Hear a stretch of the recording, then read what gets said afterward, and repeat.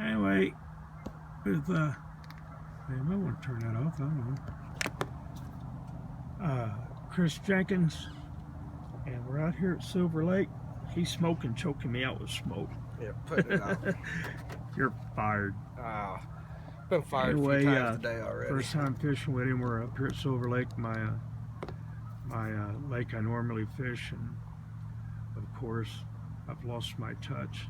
I should have got out here earlier today and whatever, but anyway, we're gonna do an interview. This guy here, from the time he started catfishing to the time he started fishing tournaments I think is a record in itself. But very quickly it moved.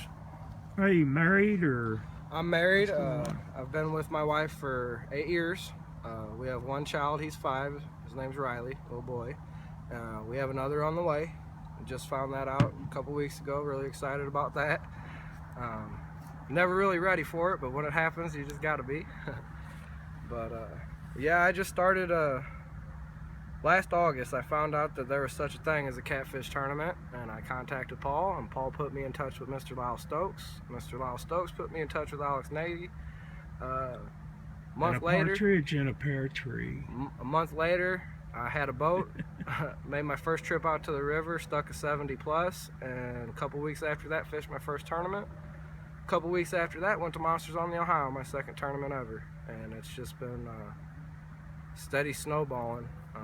Best decision I ever made in my life is, chase that dream. We all got to have a dream, and mine is to fish. It's what I've always wanted to do. It's what I've always been good at, and there really ain't too much else in this world I love to do.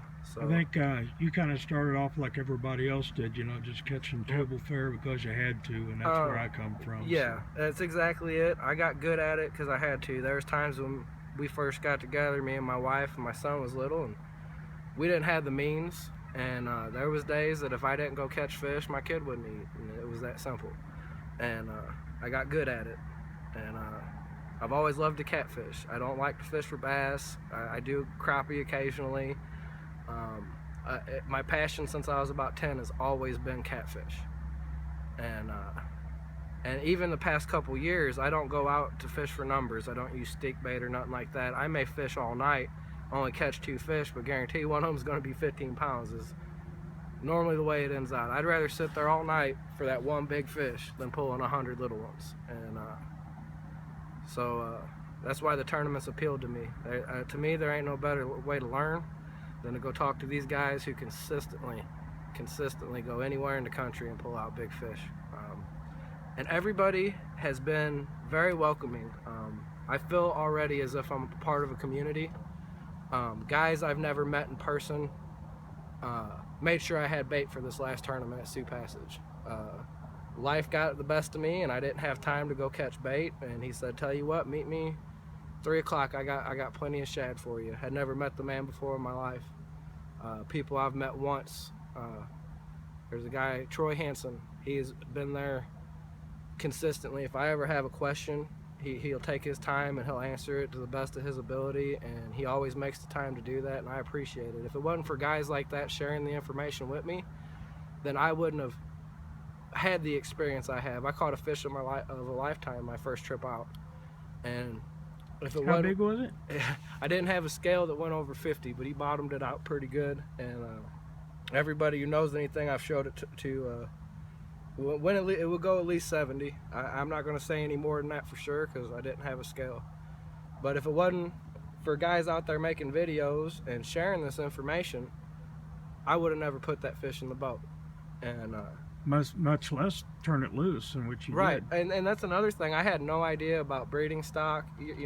Coming up, if you caught something, we ate it. 25-pound flathead, whatever it was. We're eating good tonight. And if I hadn't let that fish go, knowing what I know now, I would have never been able to live with that. That would have bothered me till the day I died.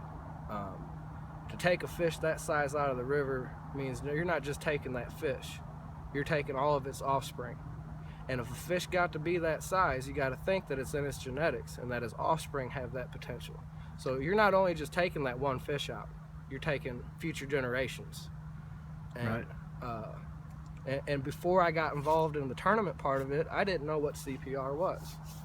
And looking back, there's a couple fish that I'm even though I didn't know no better, I'm kicking myself in the butt for not letting go. But if you don't know, you don't know. And that's one thing good. Hang on a minute. I Okay. want to pick on you for a second while I'm Alrighty. thinking about it. Look, he brought worms. You see that? Worms. Hey, I'd rather catch a couple bullheads than nothing. You got worms. But you know, it's been a hell of a ride for me. It's only been 6 months, I think, I'm into it. I've fished 3 tournaments, and you know, I've fished the Missouri, the Mississippi, the Ohio. I had a blast in Owensboro. We placed 99 out of 186, and that was our second tournament ever. We only had one fish. It weighed 8.8 pounds. But the whole thing for me of going out there, that's the goal I set for myself. I didn't go out there thinking I was going to win. All I wanted was that one fish at the weigh-in so my little boy could see that in front of all them people. And I got my wish, you know. That's something 5-year-old kid ain't going to soon forget. And hopefully he'll follow suit. He's not big into fishing now because he's a little behind. He's on delay. He has autism. But he loves to go catch bait with me. I come home with a couple hundred baby shad the other night, and he climbed in the back of the truck barehanded and was just helping me bag them up and all that. He gets real excited when there's actually fish there. So I'm hoping maybe when the white bass run and they're you know, fast paced, easy to catch, maybe. And they don't forget them great big fish either. You know, they remember that. But that's all I wanted from Monsters on the Ohio is I wanted my little one to see me up there in front of all those people holding up a fish, and maybe next year it'll be a bigger one, hopefully. But at this point, what are your goals over the next year or so? The next year, I set small goals so I ain't disappointed. I just need to learn the river. I'm not used to fishing the river, and up until August I had never caught a blue cat in my life. I mean, that first trip out was quite a learning experience. I just want to get better at locating the fish. I think something that you might want to, since you're hitting the river like you are and whatnot, I think it'd probably be wise if you read all you can from the United States Coast Guard and proper etiquette, and because there are some of them tugboat drivers that they won't budge. You know, that is something I definitely need to look into, and I don't recommend doing this by any means, but I'm hard-headed, and the only way I learned to do something is by just doing it. I bought that boat. I had never operated a boat before. I had never fished a river, and I went up to Alton and I launched it. I locked through that day, and I found out the hard way what a wing dike was. And had I been going any faster, I would not be sitting here having this conversation with you. If this is something you want to do, go out there and learn boat safety. You know, go out on a small little lake and learn to do, you know, make sure you know what you're doing before you go out there, because bad stuff happens out there and it happens quick. I've been in half a dozen sketchy situations on that river. It is nothing to play with. If this is something you'd like to do, like you just said, you know, learn that Coast Guard stuff. It'll reach up and grab you. Yep.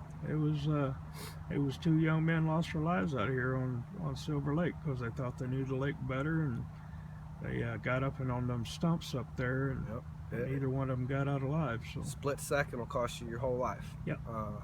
And like I said, I didn't know. It doesn't just affect you; it affects your kids, it affects your wife, your whole family, your friends. They have to deal with that loss because you made a bad decision. Yeah. So, yeah, that's something definitely that I should have done more research into. You're out there messing with barges and current like the Missouri River has. I've been coming upstream, and the current off the tip of a wing dike took my 18-foot boat and spun me halfway around like I wasn't even there. It is not anything to mess with. Yeah. But all right.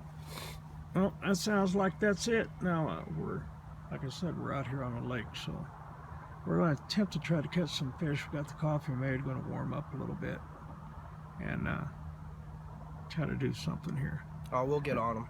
Until next time. All right. If you ain't fishing, you ain't living.